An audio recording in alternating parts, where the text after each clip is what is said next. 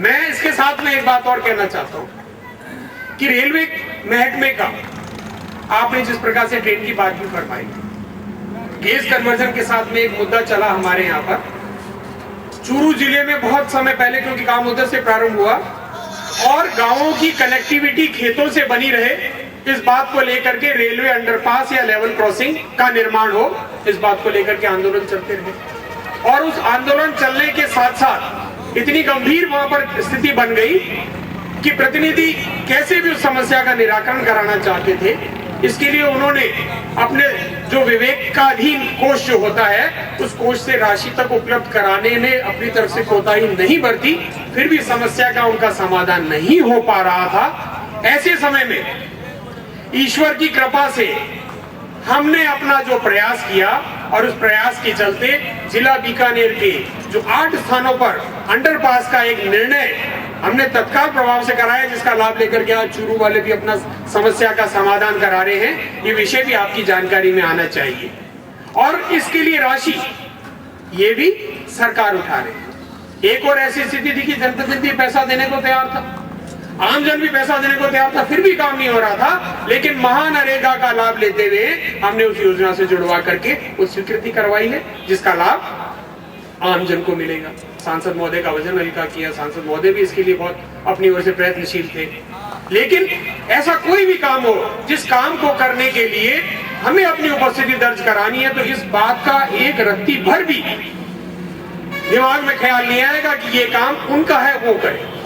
ये काम हर उस व्यक्ति का है जो व्यक्ति आज ये सोचता है कि सजगता के साथ में मुझे इस बात को रखना है। एक आमजन की भी जिम्मेवारी है। आमजन ने अपनी महती भूमिका निभाई, धरने पर बैठे, प्रदर्शन किए, समय समय पर ज्ञापन दिए, ये आमजन की जिम्मेवारी थी जिसका निर्वहन उन्होंने किया। मैं इसके साथ साथ आपको ये भी कहना चाहता हूँ, हमारे यहाँ पर एक उद्योग जो प्रमुख उद्योग था, आज उस उद्योग की स्थिति इतनी अच्छी नहीं है। ऊन मंडी की स्थिति भी कुछ इतनी अच्छी नहीं है। पहले हम यहाँ से एक्सपोर्ट किया करते थे, आज हम इंपोर्ट करते हैं। इस पर कुछ कर की बात भी चल रही है, पिछले दिनों में भी इसके बारे में कुछ ज्ञापन दिए गए थे।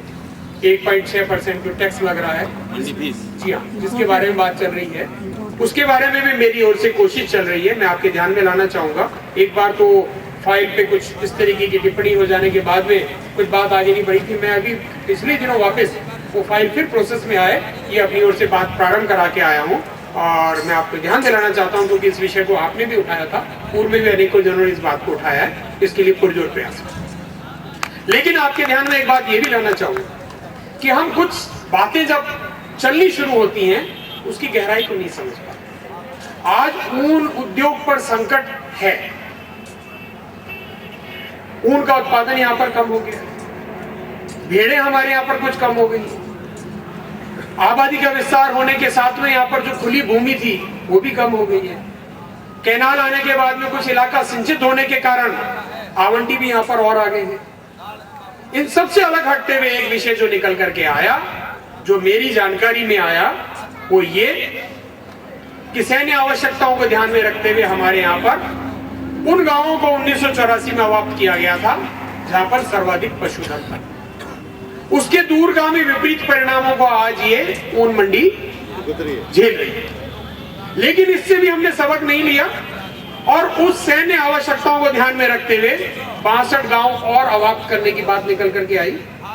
किसी भी व्यक्ति ने इसके ऊपर अपनी ओर से उन गांवों को नहीं उठाया जाए इस पर बात नहीं रखी। लेकिन ईश्वर की कृपा रही कि आज वो 62 गांव जो अलग अलग सर्वे के बाद में 56 गांवों के रूप में दर्ज रह गए थे, उन गांवों को नहीं उठाए जाने का एक स्थायी आदेश जारी हो गया है, जिसका दूरगामी लाभ आप लोग भी उठाने वाले हैं।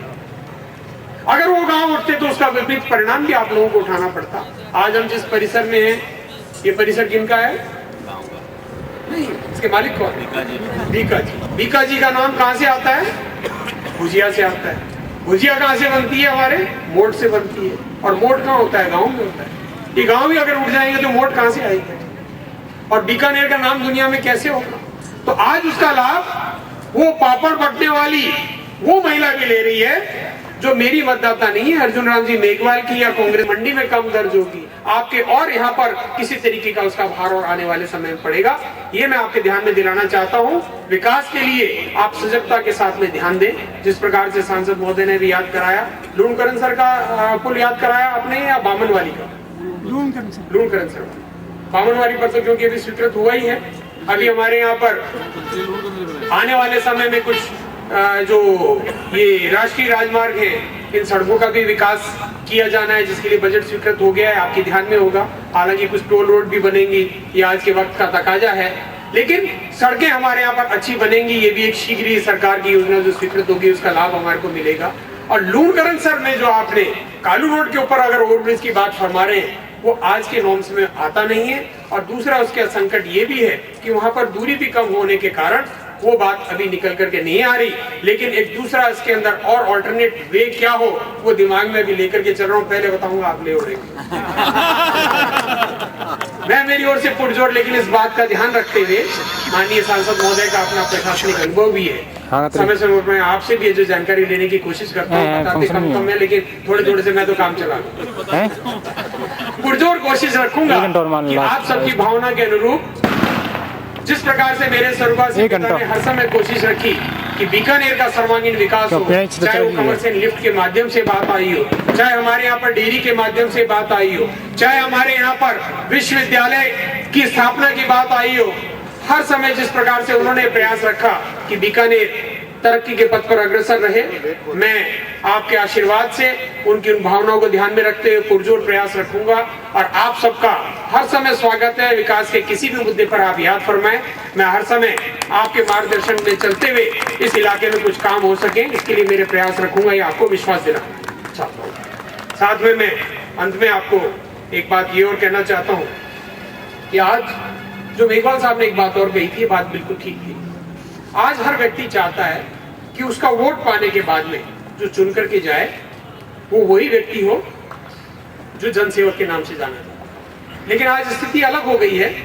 वो जनसेवक, वो प्रतिनिधि आज नेता जल्दी बन जाता है। और हम कहीं पर भी कोई भी बात होती है, आज कहीं झगड़ा भी अगर हो रहा होगा, चार आदमी विवाद करेंगे तो सबसे पहले पूछेंगे नेतागिरी कौन करता है। तो नेता वो जो एक व्यवस्था के ऊपर प्रश्न चिन्ह लगा रहा है, नेता को आप मत चुनिए। ये मेरा आपसे निवेदन है। आप जन सेवक, लोक सेवक, ये जिनका काम है वो उसी रूप में काम करें और वो व्यक्ति उसी गरिमा को बनाए रखते हुए काम करें। ये मेरी सोच है। मैं आपको ये कहना चाहता हूं कि भरसक प्रयास रहेगा इस लोकतांत्रिक व्यवस्था के प्रति आपकी श्रद्धा इसी प्रकार से बनी रहे। आप लोग अपने वोट का इस्तेमाल करते हुए अपने विवेक का भी इस्तेमाल करें और आपके विवेक से इस्तेमाल करते हुए सही प्रतिनिधियों को चुन करके भेजें जो इलाके में विकास के काम करें, हमारे इलाके में खुशहाली आए। हमारा इलाका, सही बात है कि कुछ अन्य जो संभागीय मुख्यालयों की बात करें तो कुछ से किन्हीं क्षेत्रों में पिछड़ा हुआ है, किन्हीं क्षेत्रों में तो बहुत आगे भी है। 4 विश्वविद्यालय कहाँ है? जोधपुर में होंगे। आवश्यकता हर चीज की है। रसगुल्ला खाने की भी है, गुलाब जामुन खाने की भी, हलवा खाने की भी आवश्यकता हर चीज की है। ये बात सही है, आवश्यकता पे कई बात नहीं, लेकिन फिर भी हम बहुत से संभागीय मुख्यालयों से आगे हैं।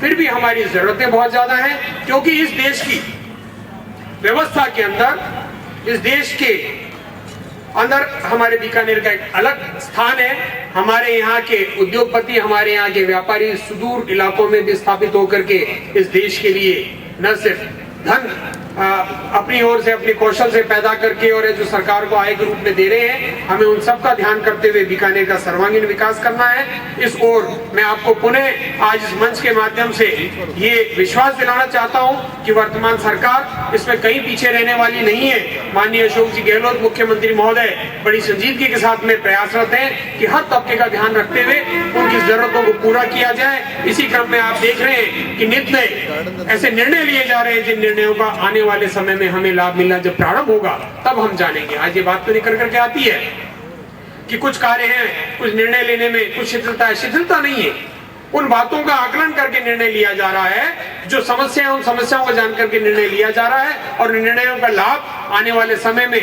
आप सबको मिलेगा, ये मैं विश्वास पूर्वक कह सकता हूं। सम्मानीय राका साहब और उनकी कार्यकारिणी की सभी सदस्यों को उन्हें शुभकामनाएं देते हुए धन्यवाद देना चाहता हूं कि आपने इस आयोजन के मौके पर, आज शपथ ग्रहण समारोह के मौके पर याद फरमाया। समय समय पर आप उन्हें याद फरमाते रहे, ये निवेदन है। और कोई भी ऐसी समस्याएं हैं जिन समस्याओं का निराकरण हमें सरकार से करवाना है, चाहे वो राज्य स्तर पर हो या केंद्र के स्तर पर हो, आप मुझ जैसे प्रतिनिधि या सम्मानीय सांसद महोदय यहाँ पर विराजमान उन जैसे प्रतिनिधियों को आगे लेकर के आए, उन तक इस बात को पहुंचाएं, उसका निराकरण करने के लिए पुरजोर प्रयास रहेगा। बहुत बहुत आपका धन्यवाद, आभार, जय हिंद।